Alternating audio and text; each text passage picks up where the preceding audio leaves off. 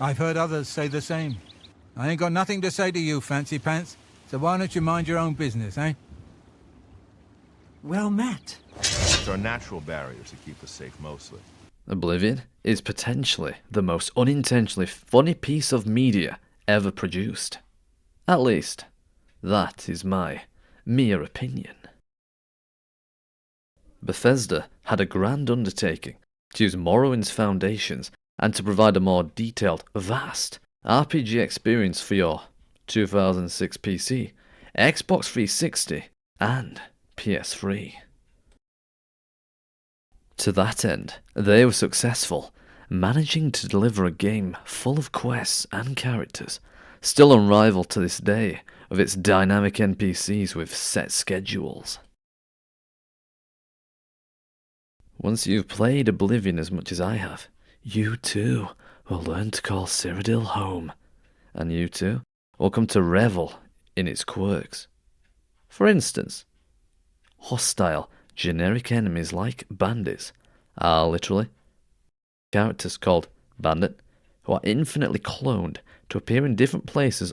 They all knew I was here earlier. Now they're pretending like, who's there? Yeah, I know. What's that? Must have been my imagination. Like you watched him walk in. Not a very good mage, are you? Friendly fire. Yeah!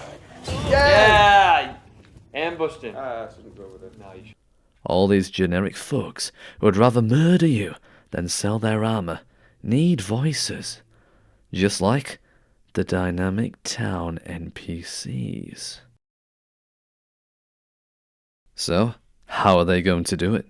Morrowind is a great game, but turned town NPCs into walking Wikipedia pages with broken kneecaps. Morrowind town NPCs make comments when you are around them. There is surprisingly a lot there, with surprisingly sheer variation in voices. It is just that all of this is completely overshadowed when you actually press the talk button. Everyone is just too happy to freeze time with you and explore the complex political nuances and intrigue of the surrounding area, as on voice walls of words. Starting with Morrowind, and continued ever since, there are 10 playable main races in Elder Scrolls games. Theoretically, one male and one female voice actor for each race would give rise to potentially 20 unique voices of regular NPCs. So, how did the game's predecessor, Morrowind, do in actuality? Surprisingly better than you might think. I made a spreadsheet. Coloured cells indicate repeated or really similar voices between races. Wes Johnson, the voice of Oblivion to many people, voices male Bretons and male Orcs, and you would likely not notice that at all during gameplay.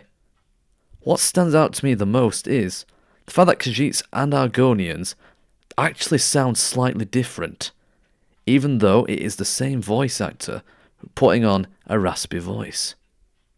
Also, male Nords have a Scottish accent. Braveheart influence on full display.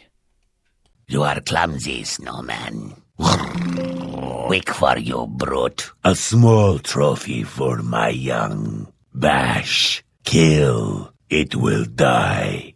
You will die where you stand. Ah, ha, fool, give in. You're dead already. You should have picked an easier opponent. I will bathe in your blood now. Now, let's flash forward. Oblivion releases in 2006, and we all know how this one went. Here is the spreadsheet. Hundreds of characters, few voices. Anything in colour is a repeated voice type. So, what does this all mean? All male elves sound the same. All female elves sound the same. All orcs, for some reason, sound just like Nords. People joke that the game has about 5 voice actors. One of them, Patrick Stewart, The other, Sean Bean, and the rest, Wes Johnson. But in fairness, Jonathan Bryce voices all male Nords, Orcs, Argonians, and Khajiit. One man, 4 races, done with just 2 voices. Do they fit? Yes. Is it slightly disappointing that this game will invariably have a character who asks you to report to someone who has the exact same voice as them? Yes. Is it genius? Yes. That is what we are getting to. There are 2 major quest-repeated voice chains that come to mind in Oblivion. As egregious as this is, no Skyrim does this way earlier with a milder example. Alva the blacksmith at the start of the main quest in Riverwood. If you speak to him, he can tell you to go and speak to Jarl Balgruuf.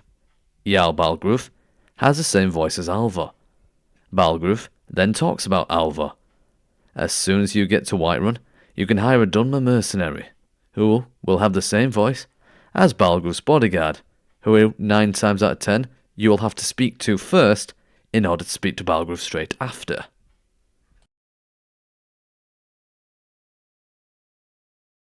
Equally ridiculous in Oblivion is the Mage's Guild quest Ulterior Motives. Raminus, voiced by Wes Johnson, wants you to speak to Count Hasseldor, who is voiced by Wes Johnson. But to get to Hasseldor, you must speak to Mercator, who is voiced by Wes Johnson. Hasseldor will then help you kill Mercator, and then you report all of this to Raminus. Hello. Greetings. I am Romanus Paulus. The Count will not see you now. Not now. Not ever. He sees no one. I'm Mercator Hositis. You're not supposed... I'm sorry. We've not met. I'm Janice Hasseldor, Count Skingrad. This is what I mentioned earlier. Liam Neeson in Batman Begins says, justice is balance. So as equally as ridiculous as examples can be, they can be equally as genius. Clearly, Bethesda, by having 3 Imperial men, all have the exact same voice and all seem to know each other, were clearly making a statement about how a world so big and vast can also feel so small, trapping the player in literally a trap, to make them realise that if they left their house and walked out the door and walked out the street, chances are the people around will share a dialect with each other. The Dark Brotherhood quest, A Watery Grave. Vicente Valtieri, a Breton, tasks you with killing a pirate captain. Outside his boat is a Breton pirate. I ain't got nothing to say to you, Fancy Pants. Vicente's voice actor performs that pirate's voice. The captain you are sent to eliminate has the same voice. When the captain is killed, you will hear another crew member call to him with the same voice. Distracting? Yes. Genius? Of course. We could reasonably assume that these pirates have been at sea and working with each other for a long time, so may have acquired similar vocal characteristics to one another, and what if they were related to begin with?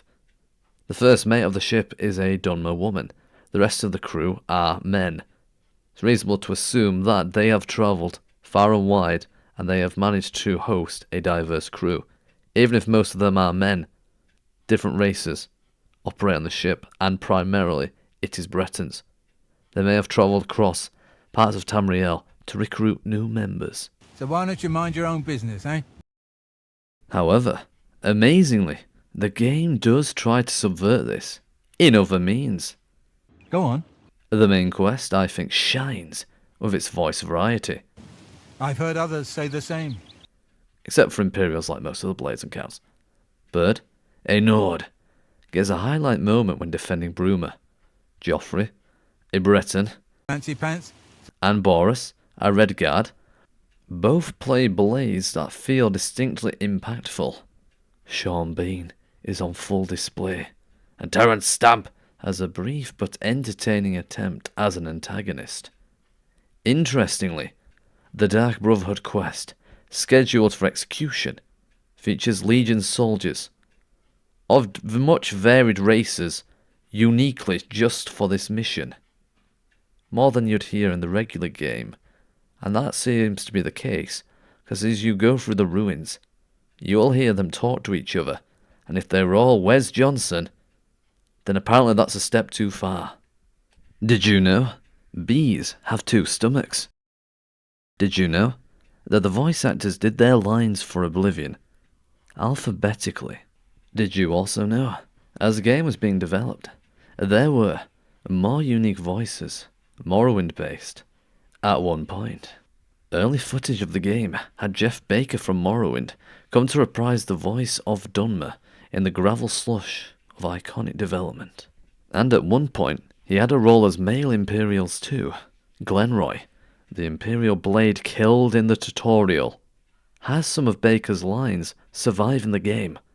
On PC, changing his race to a Redguard for some reason allows you to hear this.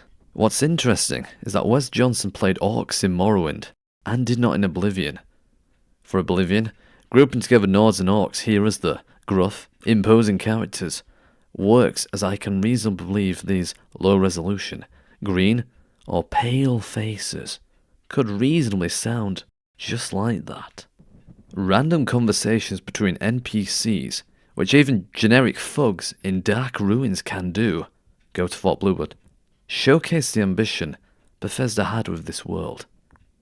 If Martin Septim gets in conversation with a random NPC, they will just say to him, "Good to see you." This works on 2 levels. Number 1, in wartime, knowing your leader will dwell amongst the average person is admirable. Number 2, this saved Bethesda money, not having Sean Bean in the recording booth just to make small talk.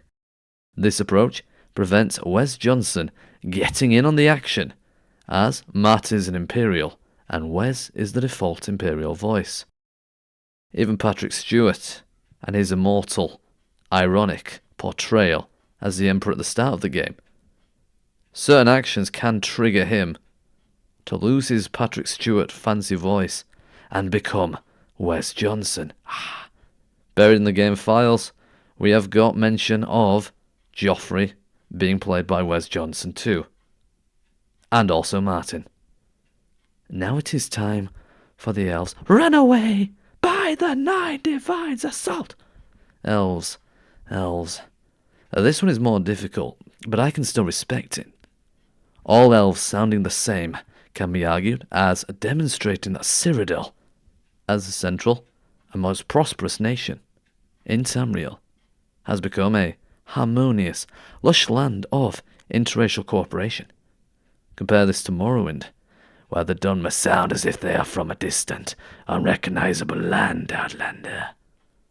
Does the Oblivion male elf voice make sense for the Morag Tong thugs in the east, and the army from the Mehrunes Razor DLC? No. Is it fun? Yes. It is a funny voice, iconic to the experience. The female elven voice, I think, is more fitting, however. Linda Canyon managed to speak in a way that is elitist, like an Altmer, mysterious, like a Dunmer, and playful, like a Bosmer. This combination warrants a claim, as I think this one reasonably applies to all 3 of those races.